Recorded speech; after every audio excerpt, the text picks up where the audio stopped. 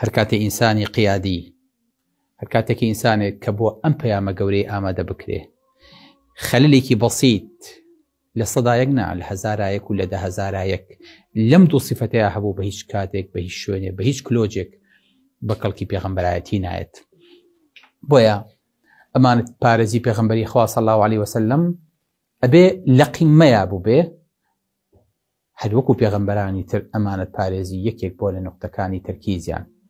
بۆیە کچەکانی شوعەیب کە بە باوکیان ئەڵێن قال یا ئەبەتی استەئجر، بۆ ئینە خەیرە مەن استەئجەرتە القەویی الئەمین، باشترین کەسێک کە ڕاتگرتە بێ یەکەم ئەبێ خاوەن هێز بێ، دووەمیش ئەبێ ئەمین بێ.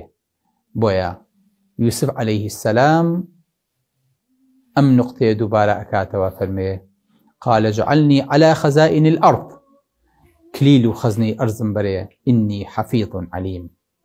سبحان الله.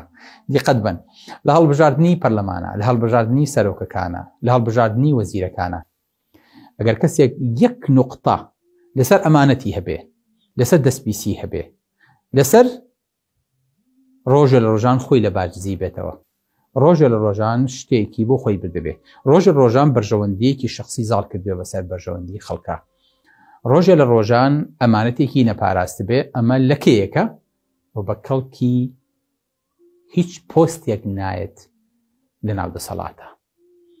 بۆیە ئەمانەت پارێزی یەکێکە لەو سیفەتانەی کە خەڵکانێک شانازی پێواکەن یاخود خەڵکانی ئەباتە ناخی ئەرزە لە کاتێکا خۆی هەڵبژێرێ بۆ هەر پۆستێک.